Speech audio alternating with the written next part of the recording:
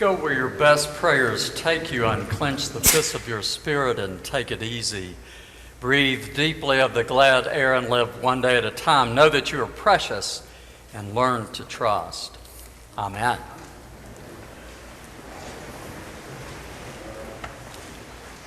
Well, good morning. It's good to see all of you this morning. It's great to have the choir back. Yay. And the treble choir this morning. And gosh, I love that piece that Steve sang. It's one of my favorite psalms. Just great stuff. I have a quick story for you this morning, so I want you to settle in because it's really a great story, and it really kind of sets the stage for today's reflection about our lesson.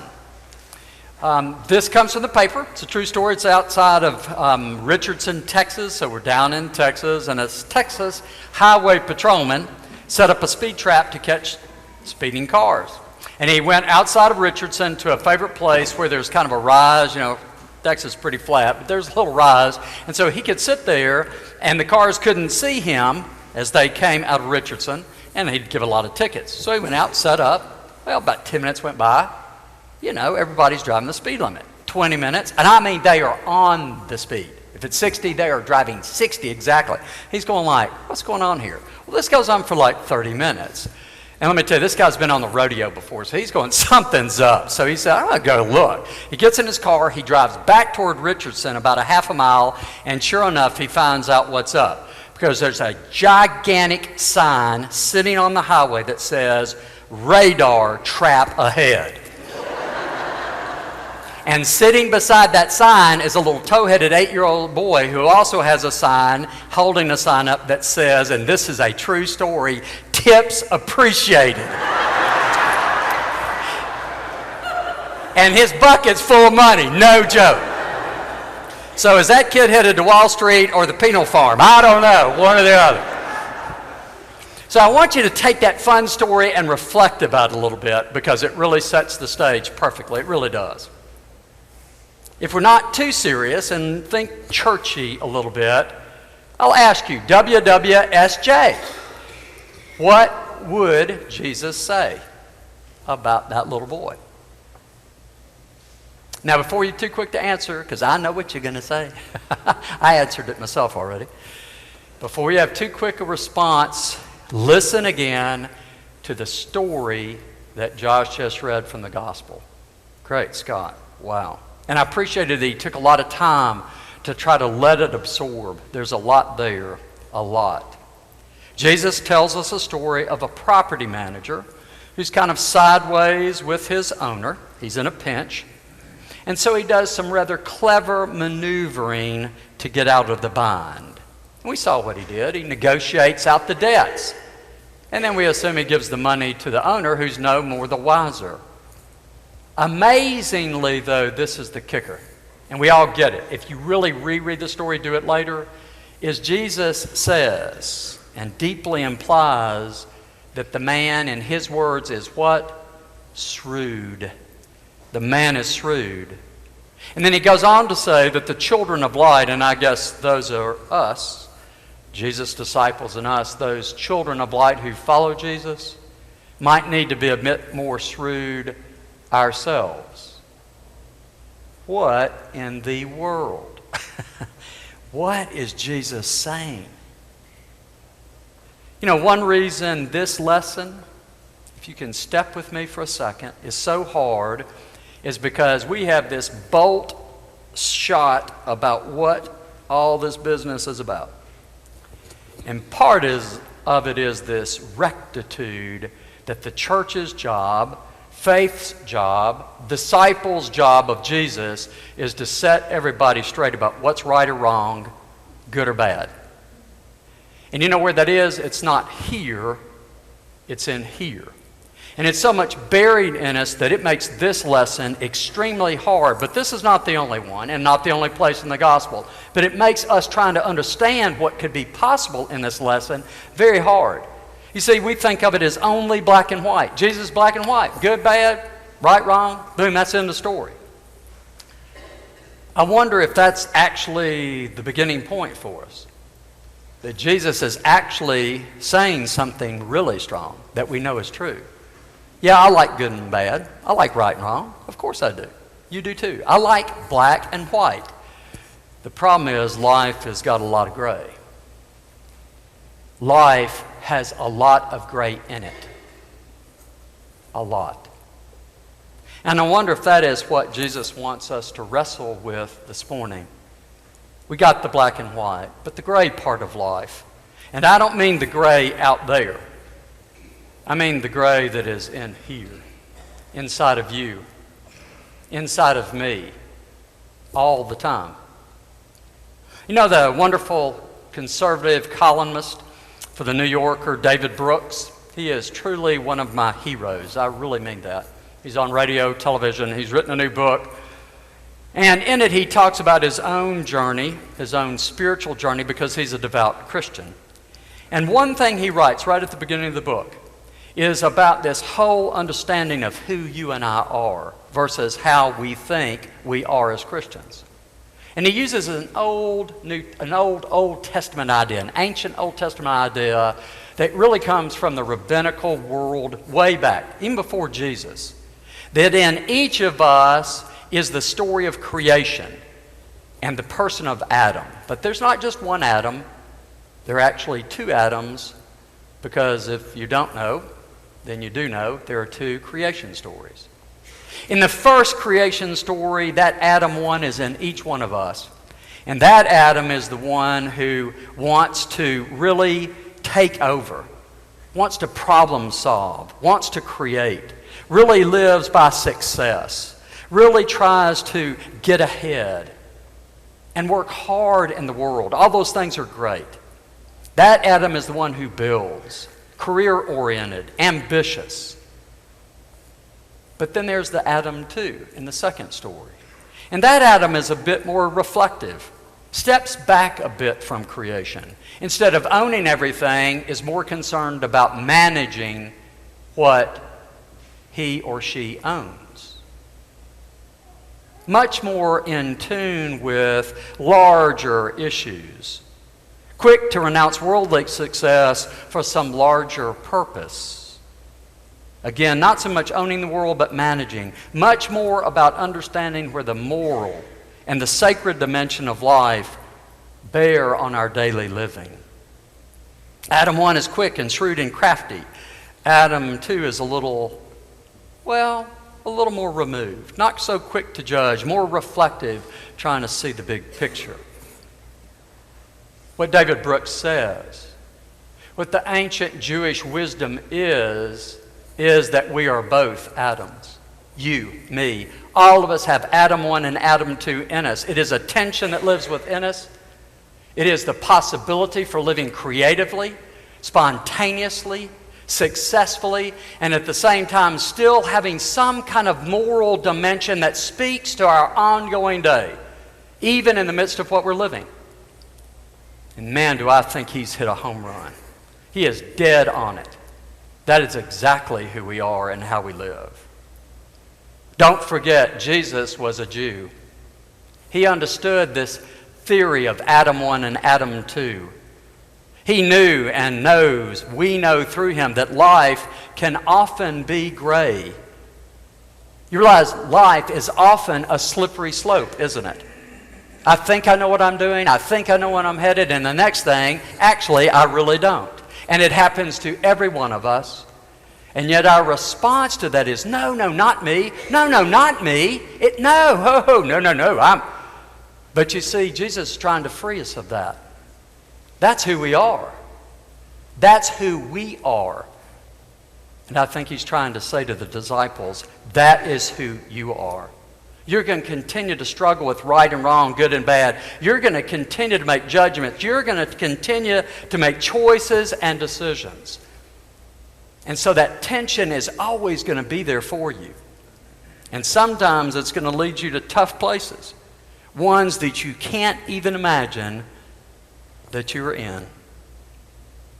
I want to thank Ryan Connor for sending me a video about a story I knew, but I didn't know all the story until I saw this video that Ryan sent me, and it was from and about David Myers, who's an Episcopalian. He lives in Mississippi. he is doing a speech to a church group. And he talks about how boring it is. And you can't imagine why they're there. He says, I'm a boring guy. He's in his 50s, handsome guy. He said, I've just had a life. He said, I went to school. I was a pretty decent athlete, made good grades, went to college, made good grades, became an accountant, became a CPA, went to Ernst Young, worked for them, then worked for a small independent company and took them public in Mississippi. He said, then I needed a new job. And then a friend of mine, out of the blue, called and said, hey, why don't you come work for me? Come back to Jackson. So he said, I did. And he said, it was an interesting world because it was in the telecom world. It was in the new age of internet. And the companies were there was so much energy about it. And some of you remember some years ago, the vortex of that was just incredible. And the money around it was insatiable. Well, he began to rise up in that company because he's a smart, bright, good guy. Settled into Jackson. He was part of the society there, top of everything, raising money, all the boards. This is a great guy. He goes to St. James Episcopal Church. And he said one day, he'd been on the job a few months, he looked at the books and something didn't look right. He couldn't figure out what it was. He said the numbers weren't adding up, and he's a numbers guy. He said that's what they pay me to do internally is make sure our numbers are clear. He said he kept looking, and it just wouldn't work. So he got his team together, and he said, we need to find out something. Something's wrong here. So he looked and looked and looked. And then he found it. And he called his boss and said, I got to come upstairs. So he went up and he said, look, let me tell you.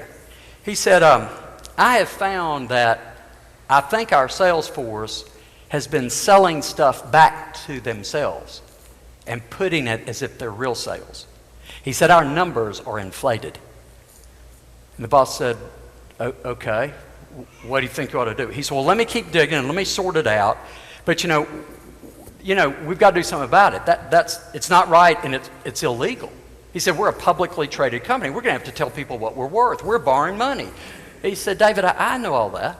He said, I'll tell you what to do. Why don't you go, you take care of your job. He said, I do the heavy lifting. He said, it's going to be okay. I'll do the heavy lifting. I'll take care of the public part of this. He said, would you figure out the problem, and then, when our next quarterly comes, we'll get this rectified. We'll work it through. And David said, okay, but he bothered him, but he said, okay. He said, I'll go do my part. Well, went along. He noticed a month went by, nothing. Second month, nothing. Third month went by, and they reported the income that was actually not real income, which he went, oh. Now he was stuck because he's trying to decide what to do about it. What do you do? And the company's just going along. And with that, it happened to be at the time, many of you probably lost a little money, that the tech boom kind of crashed in the stock market. So not only did they have inflated numbers on their books, their sales went down, which means they inflated how much they were worth, and they actually even had a lot less because they had less money. And it was dipping fast. And David was freaking out, to say the least. He said people on his staff quit. They said, we can't live with it, because they knew about it. They said, we can't live with this. We got to do something. Well, David went back upstairs, went back to his boss, and said, look, we have got to do something. You understand what's happening. And he explained it. He showed him the numbers. He said, he had them. He put them in front of him. When he got through, the boss tore it up and threw it in the floor and said, David, you need to be a team player. He said, everybody's jobs are at stake. We have 500 people employed here. These people live in Jackson. They've got to have jobs. We've got to do the right thing. We can fix this, but you've got to give it some more time. You've got to go back. And he said, what am I supposed to do? He said, plug in the numbers and make them equal. So David did. And then he couldn't sleep. Night after night after night. He and his team kept looking, and that's when some more people quit, because the number was 750. $750 million. David, needless to say, was not only sliding, he was falling down the slippery slope. Well, David kept thinking maybe they would fix it. He walked around in a daze, couldn't sleep, pressure mounted continually, never said a word. Then one morning he came to the office and he blew the whistle. He called the outside auditors and said, "You've got to come over here," which they did. Shut the doors. No one knew they were doing it. In about 2 days, figured out what was happening. The news got out pretty quickly, and David's boss summarily fired David. He went home, packed up, locked out of his computer. The next morning, the FBI came and put him in handcuffs. Do you understand what he had done? He had colluded with a major fraudulent operation. He had colluded. Well, he became the whistleblower, and so for over a year he helped them rebuild, you know the name, World.com out of Jackson, Mississippi, figure out where the money was. Well, it was gone. It was never there. And David went to prison. When he got back, he moved back to Jackson. His family, he said he doesn't know why, stood with him and by him. He got a job. But he said, all my former friends were no longer friends. He said, all the social things I did, we no longer did. He said, and the hardest thing I did was go back to St. James, my Episcopal church. He said, because a lot of people there had invested money because of me, and they lost their money. And he said, something incredible happened. He said, I knew it the first time I walked in. He said, they didn't let me off, but they took me back. His priest called him and said, David, if you're going to be around here, you and I have got to go talk. So they went out to lunch, and he said, I'm going to square this up with you. He said, you're not going to make it. This will kill you, probably kill all of us if you don't make amends and you don't tell the truth. You've got to be honest. He said, you got to do it for you. But he said, I'm not being wonderful. You got to do it for all of us if you're going to live with us. And David found a way. Actually, his old boss, Ernest Young, actually said, you know what? Why don't you start talking to our groups about what happened to you? And that's what he started doing. I can't even imagine. He would go to professional groups and tell them what he had done. And it's powerful what he says of what he had done, because he said, it's not so much what I did. He said, it's what I didn't do that will always haunt me. Well, life got back okay. He now works for helping poor people in Mississippi get medical care. He's used his skill set. He's back fully at church in the community as best he can.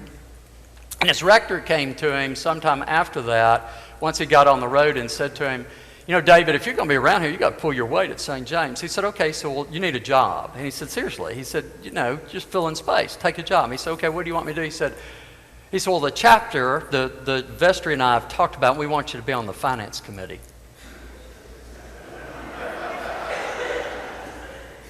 And in fact, the next year he chaired the finance committee. And last year they elected him to the vestry. David says this, and if you watch the YouTube clip, ask Ryan or I'll send it to you. David says at the end of his talk, my congregation, my church welcomed me back. They saved my life. I don't know any more than you what Jesus meant. I struggle with this, think about it.